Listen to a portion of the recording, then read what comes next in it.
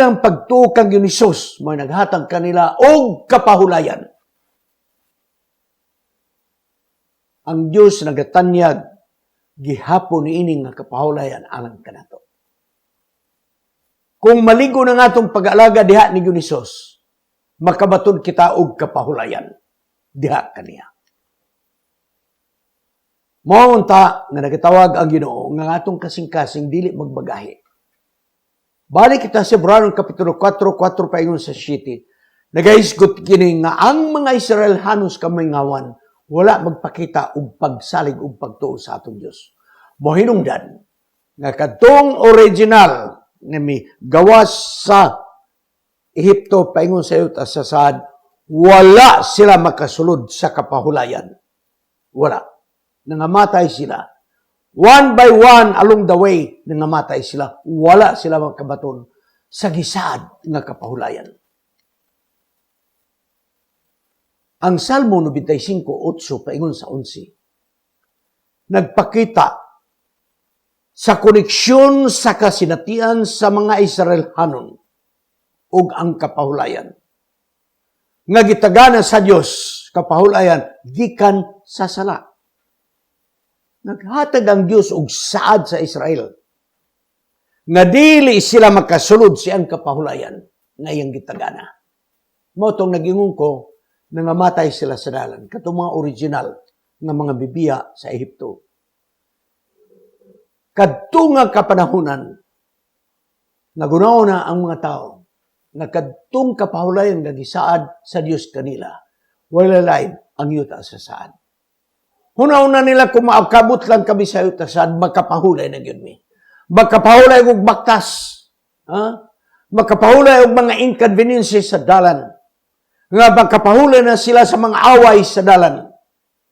Apan wa sila makatagamtam sa kapahulayan sa bag-o sa yuta sa saad. Mao nga mga kaigsunan, ang daang tugo nagahiskot og kapahulayan. Apan labaw pa ni ana nagisaad kapahulayan sobra pa sa yuta sa saad nagitagada sa Dios alang sa mga tao. 40 ka mga tuig sa kamingawa nagpuyo mga kaigsunan ang mga Israelhanon. Apan wa sila makatagamtam sa kapahulayan sa yuta sa saad. Karon ang bagong kaliwatan mo'y nakasulod. Katong nga tao dito sa kamingawan mo, ito'y nakasulod, mga kaigsunan. Ang uban, tungod sa kagahi sa ilang pagbati, wala sila magkasulod. Panigsoon, kining bagong tubo, mo'y mipulis sa daan na kaliwatan nga masinupakon. Sila nakasulod sa yuta saad. Apan tungod sa sala, sila mga ginikanan, noong sa magyod. Nga ilan na mo pong gibuhat ang sala sila mga ginikanan, nining bagong kaliwatan sa yuta sa saad. Ang ilang pag-alagad nagakalubad, niabot ang panahon nga sila masinupakon sa Dios, busa, bisag na sila sa yuta sa saad, wala gihapon sila makatagamtam sa kapahulayan, mga kaigsunan. Mo, nga tungod niya ito, dagayon ang Diyos, pinaagi kang Apostol Pablo, today, after so long a time, as it is said, today, if you'll hear His voice, harden not your hearts. Karon, sa dugay ng mga panahon nga gisulti, karon, kung makadungog ka mo sa iya nga tingog, ayaw pagahiya ang inyong kasing-kasing. Karon. Kanus amanang karon. Ang pulong karon, walay pitsa sa panahon. Walay bulan, walay tuig. Apan kining pulong karon mo ni ang panahon nga ikaw nakadungog sa kamatuoran. Ang buti pasabot, pagkadungog nimo sa instruksyon sa atong Dios, ayaw langana, tumana dayon, ayaw dugaya, dawata ang kamatuoran ug musunod ikaw kaniya. Kung gusto magkita og hapsay og tinuod nga kapahulayan, gikinahanglan nga kita mo decide karon. Kay nagpasida ng Salmo 7:8 nga kung kita dili musanong sa mong tawag sa atong Dios ang kapakyasan sa mga Israelhanon mabalik nato sa atong kapanahunan. Ug unya kita sa atong kapanahunan mapakyas usab sa gisaad sa Dios sa kapahulayan pinaagi sa iyang kaluoy alang kanato. Unsa man kanang gitawag another rest, lain na kapahulayan. Sa Hebreo 4:8 paingon sa 11. Nagiyon din si Joshua nagdumala sa mga katawan sa Dios. Didto sa yuta sad apan wala sila si Joshua maghatag og kapahulayan. Apan ang Dios mo naghatag kanila. Busa nagiyon din nga atong minumduman nga adunay lain nga kapahulayan nga gitagana sa Dios gakit sila maga tagamtam sa kalipay. O kining nga grupo nga gitaganan rather. Nining kapahulayan, wala kini magalangkob sa mga Hudyo lamang nga mga Kristiyano. Apan kini gitanyag alang sa tanan nga nagatuo kang Hesus nga ilang personal nga manluluwas. Naay kapahulayan nga gitagana ni Hesus sa tanang mga tumutuo dili lamang sa kaliwatan sa mga Kristiyano ng mga Hudyo. Tanawa, igsoon, nganong naapil kitang tanan. Galatia 3:26-29. Kay kung kita mga anak sa Dios pinagis pagtuo diha ni Kristo Jesus. Kay kitang tanan, mga anak sa Dios pinaagi sa pagtuo kang Kristo Jesus. So pagtuon nato diha ni Ginoong Hesus, nahimo kitang mga anak sa Dios. Dili lamang ang mga Kristohanon nga mga Hudyo. Kay sa tanan nga nabautismuhan, diha kang Kristo atong gisulob si Kristo. Og nagpadayon mga kaigsunan sa Galacia. Sa diha ang mituo kita ni Kristo, walay sapayan ug unsay atong rasa. Wala nay Hudyo. Wala nay Grisyanon. Sa ato pa, wala nay Hudyo, wala nay Hintil. Wala nay ulipon, wala nay gawasnon. Wala nay lalaki ug walay babay. Walay separation, walay segregation. Kay kitang tanan usa na diha ni Kristo. So mga kaigsunan, ug kung kita ana ni Kristo, kita kaliwatan ni Abraham ug sumusunod sa tanang saad nga gihatag kang Abraham. So unsang kapahulayan nga gisaad kang Abraham ato kana mga kaigsunan. Kay kita nagatuo man kang Ginoong Hesus. Busa nahimo kitang sumusunod sa saad ngadto ni Abraham. Ang uban man gud nga mga tao naghuna-huna nga gikapito ka adlaw nga igpapahulay.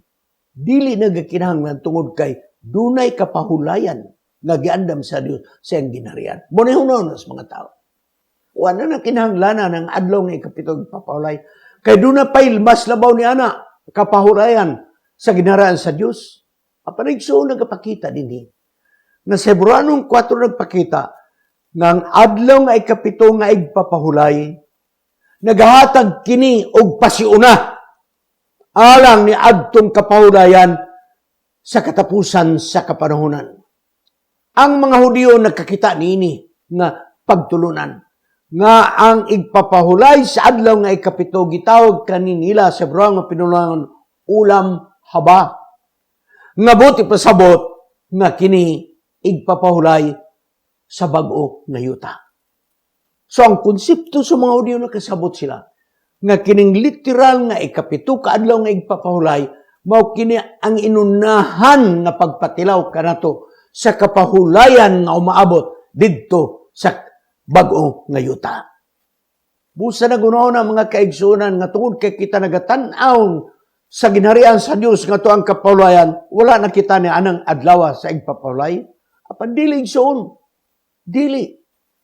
Kay kini igsoon kining adlaw nga igpapahulay nga ikapito, wala kini magapala o nagawala sa kahulugan sa kapahulayan sa yuta sa saad, wala mga kaigsunan. Ang saad sa umaabot nga kapahulayan sa mga katawan sa Dios, nagapakita lamang na makaadto kita sa kapahulayan sa Dios sa eternidad. Dili pinaagi sa atong kayod, dili pinaagi sa atong buhat. Ang atong pagsalig sa Dios mo'y muluwas ka na to. Ug unya, sa diha nga musalig kita sa atong Dios niining panahon na, sa wala pa kita moadto sa yuta sa saad, nagihatag sa atong Dios kanato, makapahulay na kita sa iyang kaluoy o sa iyang pagpasaylo.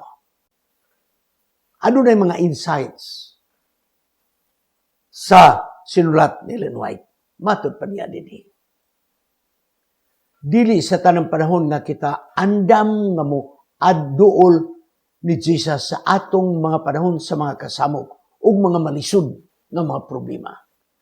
Usahay, masayon kita makighinabi sa mga tao unsa ang atong mga suliran ngadto sa ubang tao.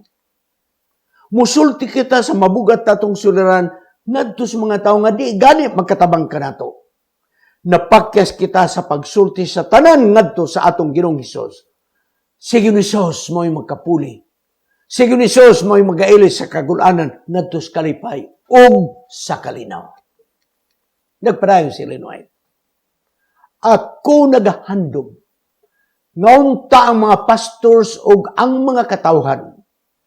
Ilang dadon ang mabugat nilang mga lulan o mga kasamok ngadto Ginoong Hesus.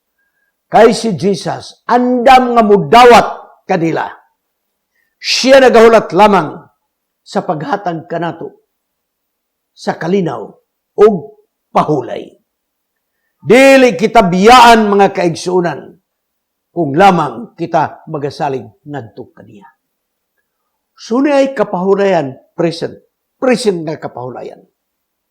Kung isalig nato ang tanang problema nato ngadto kang Jesus. Kung atong itugyan ngadto kaniya, makabatong kita og kalinaw og kapahulayan. Apang kining kalinaw og kapahulayan ka kita gipasaylo sa atong Ginoo, dili kini nagapala sa adlaw nga igpapahulay nga ikapito, nagapadayon kini side by side mga kaigsunan. Mao nga itong makita Hebreos 4:8-9. Kay kung si Jesus nakahatag pa kanila og kapahulayan, dili na siya magasulti pa ni atong lain nga adlaw. Busa nagpabilin pa ang kapahulayan sa mga katawan sa Dios. Sa kamingawan sa mga Israelano.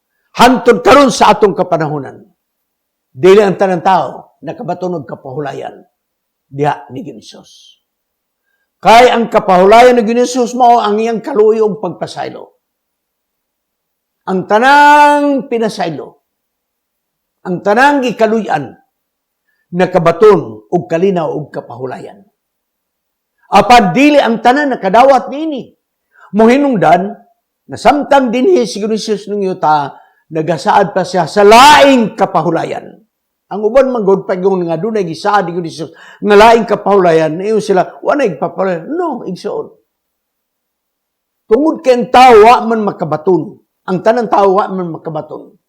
Og kapahulayan sa pagpasaylo sa sala ni Hesus, mao nga nagasaad usab siya sa laing adlaw sa kapahulayan og kana walay lain ang kapahulayan sa eternidad.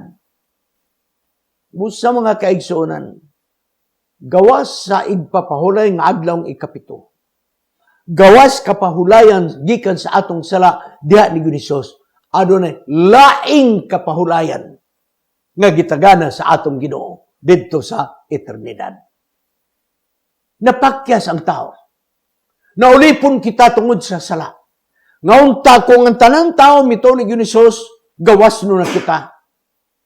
Ngaunta sa dagang mito, untang tao, ngadto ni Hesus, dili na sila bilanggo sa sala, dili na sila ulipon sa sala, nakabaton unta kitang tanan, ug kalinaw, ug kapahulayan diha ni Hesus.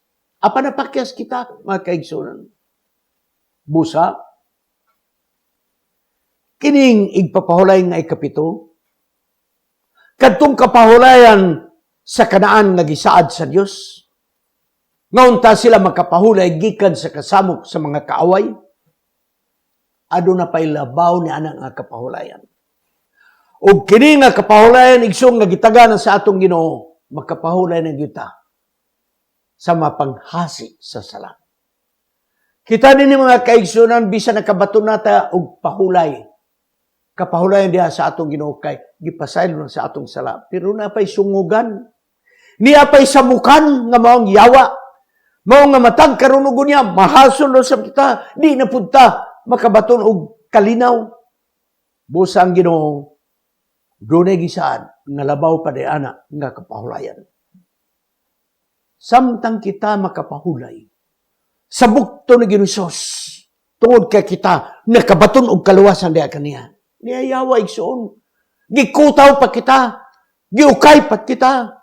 Mao nga nayon si Apostol Pedro sa unang Pedro 5:8, magtukaw kita. Ha? Magmatngon kita. Kay ang kaaway nga yawa nagangulob sama sa leon nga nagalibot-libot sa pagpagitag tukbonon. Mga bisag nakabato na kita og kapahulayan sa bukto ni Ginoo. Na ay panahon igsoon nga kita masamok gyapon nining yawaan ni mga kaigsunan. Mao, nanining kalibutan nga atong gipuy-an, ang ubang kanato, kita, nakabato na kita og kapahulayan dahil ni Ginoo tungod kay kita, mga pinasaynon sa lapan, samtang niya pa kining yawa sa kalibutan mga kaigsunan. Naapagyapo kita'y mga kasama. Busa, gawas nga doon na kita'y kapahulayan sa kaluwasan ng Ginoo, dunay labaw pa na gagisad kapahulayan sa eternidad. Ang igpapahulay nga adlaw ng ikapito. Og ang igpapahulay, ang kapahulayan diha sa kaluwasan nga atong nabatnan. Inunahan kini nga pagtilaw nato sa kapahulayan sa eternidad sa ginharian sa Dios. Busa ang igpapahulay nga adlaw ng ikapito, naghatag ka na itong kagawasan sa kahago sa atong lawas. Sa walay pahulay sa atong mga pagkayod nining kalibutana. O ang kapahulayan diha sa kaluwasan, naghatag ka na to sa kahulugan sa atong kinabuhi. Taliwala sa kahawang sa atong espiritual ng pagkinabuhi. Taliwala sa kinabuhi nga walay kahulugan, makabuton kita og kapahulayan diha sa kaluwasan nga gihatag sa atong Ginoo dinhining yuta. Busa, kining pagpahulay nato sa adlaw ng ipapahulay. O kining kapahulayan sa kaluwasan nga gihatag sa atong Ginoo karon. Usa lamang kini kapagpangandam. Pagpangandam niya ng dako nga kapahulayan nga gitaganan sa atong Ginoo. Na absolutely gawas no na kita sa kasamok sa yawa. Absolutely gawas no na kita sa damage sa sala, mga kaigsunan. Kanong sa kini? Kapahulayan sa eternidad. Mohinungdan mga kaigsunan. Nga kita, we are still wanting much more. Nagkinahanglan pa kita og dugang pagyud nga kapahulayan. Niya na'y adlaw ng igpapahulay. Adlaw nga ikapito. Nga makapahulay ta sa kabisi sa atong trabaho. Makapahulay kita sa wala na'y pagpahulay sa tibok nga semana. Niya na. Gihatag ka na to. Apa naghandong pag kita og mas maayo pagyud niini. Nakabato na kita og kaluwasan mga kaigsunan kay si Jesus nagpasaylo na sa atong sala. Nakapahulay na ta sa atong pagkaulipon sa sala. Pero niyayawa nga sungugan, niyayawa nga samukan, mohinungdan nga ikaw kako, we are still wanting much more, and that much more is no other than ang pagpahulay sa eternidad. Igsoon, okay na nga itong tumong, apan samtang nagatanaw kita, nining much more nga kapahulayan dito sa eternidad, wala kini magapala sa adlaw nga igpapahulay nga ikapito kaadlaw sa simana. Wala kini magapala sa kapahulayan gikan sa atong sala sa kaluwasan nga gihatag ni Hesus. Sabay kini igsoon makig-uban hangtod nga kita ihatod sa kapahulayan. Dinwa na sala, wala ni yawa. Makabaton kita og absolute rest dito sa ginharian sa Dios. Busa mga kaigsunan, magampo kita alang sa pagtapos. O Diyos nga maluluyon, salamat ka kami na nakatagamtam na sa kapahulayan gikan sa sala diya sa bukton ni Hesus. Apan samtang ni apang yawa ning nga kalibutan, dili kami makatilaw ni ng absolute nga kapahulayan sa eternidad. Papaulian na kami didto sa yuta sa saad sa eternidad, kay kami makabato na ug kapahulayan hangtod sa kanturan. Kining tanan among pagadawaton sa ngalan ni Hesus manluluwas. Amen. Kining inyong higala si Pastor Wendell Munggaya Serrano nga inyong igsoon usab magkapadasig sa matag sa kaninyo sa pag-like, pag-share, labaw sa tanan sa pag-subscribe sa atong YouTube channel ng pangalan Wendell Munggaya Serrano ug ayaw kalimot sa pag-click sa notification bell hangtod sa sunod nga higayon magkita na usab kita.